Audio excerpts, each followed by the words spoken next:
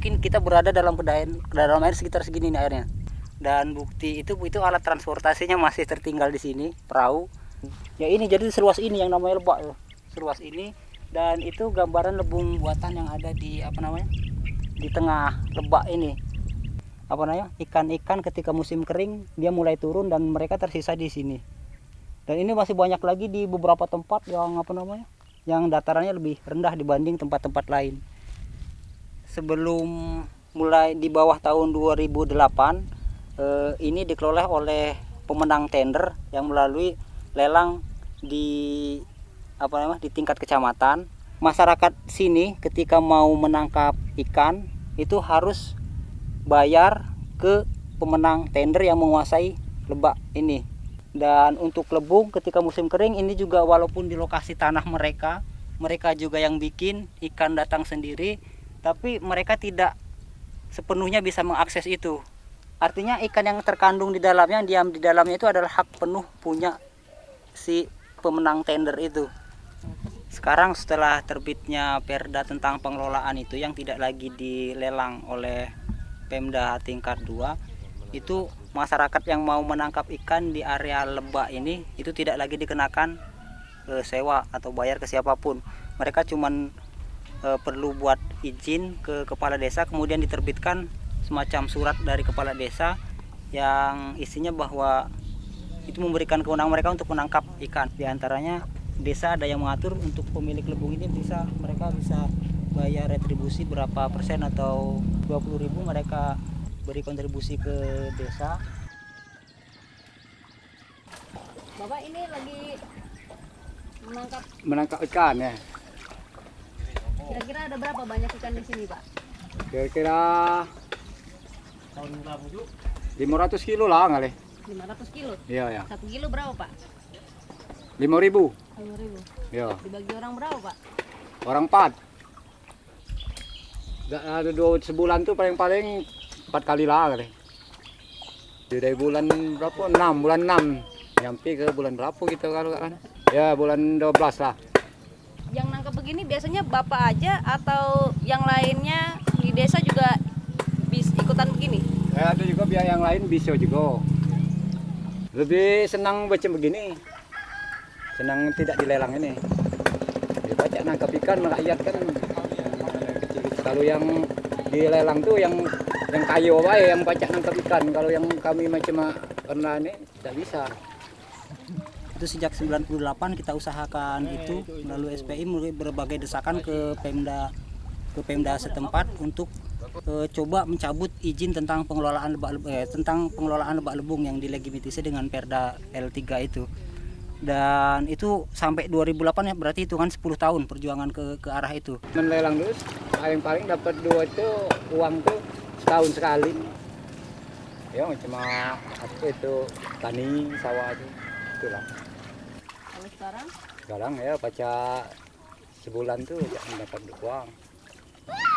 SPI sendiri itu menganggap ini perlu ketika ini dilelang artinya kedaulatan rakyat sendiri atas tanahnya itu telah hilang, di mana usaha mereka, tanah mereka itu tidak sepenuhnya mereka kuasai apa yang terkandung di dalamnya, dan itu sangat bertentangan sekali dengan dengan Undang-Undang Dasar 45 sendiri ayat 33 terutama tentang bahwa air yang untuk sepenuhnya untuk kesejahteraan rakyat itu melihatnya.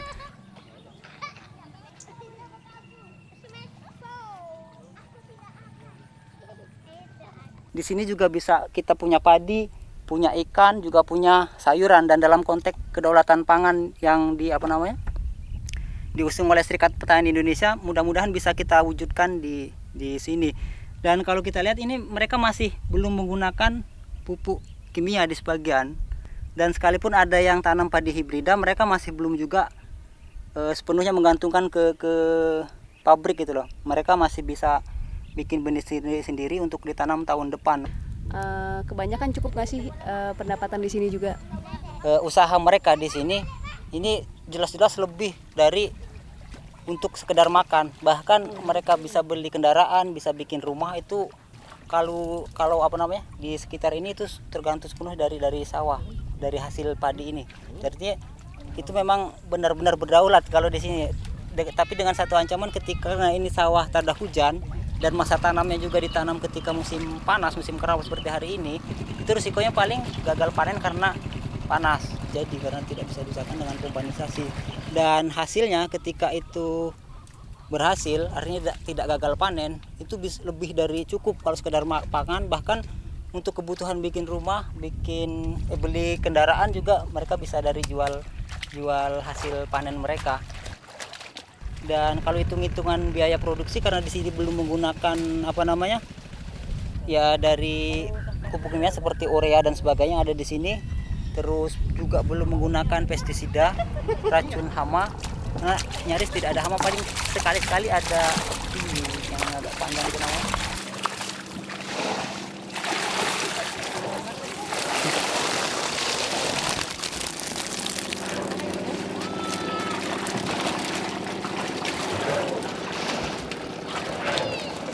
Kurang ada nambah, enggak sama. Ya ngambilnya lebih banyak ya, jelas banyak, tambah banyak. Orang yang ngambilnya juga lebih banyak. Iya. Cara ngambilnya juga Caranya lebih lebih canggih. pintar, lebih canggih. Kabel bisa nangkep ikan sekarang. Nah ini kenapa lah itu di Spanyol? Woi, sapu-sapu. Sapu-sapu ya. Kan sapu-sapu. Kalau kami sini sapu jagat. Sapu jagat. Iya. Ini ada yang makannya ini. Banyak tahun ini ikan ini. Banyak. Sekarang kalau misalnya nggak ada pelelangan nih, kan orang lebih banyak yang nangkap ikan. Itu gimana caranya biar ikannya tetap banyak? Apa ada diatur gitu? Hanya boleh nangkep. Nggak bisa gitu nak mengatur. Soalnya semau maunya raya. Lelang juga ada yang sebagian itu nak lemak dewe, nak lemak sendiri. Nggak mikir ke rakyat banyak. Ada juga yang itu. Kalau lelang. Dilelang tapi bagus. Dilelang. Tidak dilelang tapi bagus. Oh. Nah kalau diatur oleh Perda tadi kan, nggak bisa dia nak melanu. SPI kan ketahanan pangan, kalau pemerintah kan ketahanan pangan, jadi agak beda memang.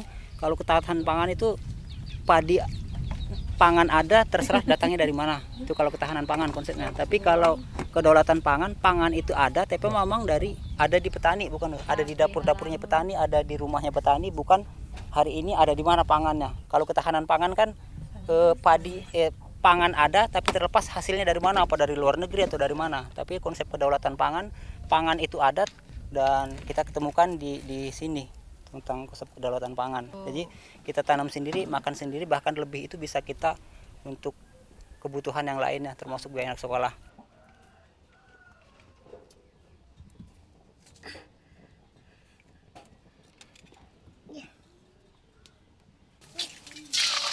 SPI di desa ini, terus kira-kira kan kalau perjuangannya kan mulai 98 untuk bisa dilepaskan sama sistem itu. Nah sekarang sistem itu udah copot gitu, udah nggak ada. Terus apa rencana lagi ke depan dari SPI?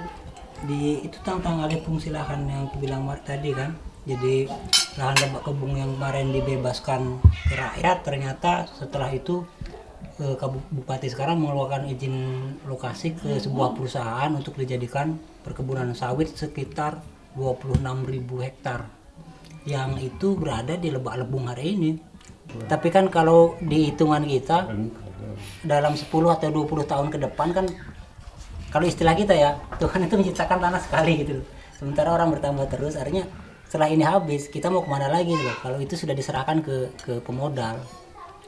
Jadi harapan kalau hari ini taruhlah mereka belum ke ini, tapi dampak mungkin kena ke pertanian rakyat, pertanian pangannya itu.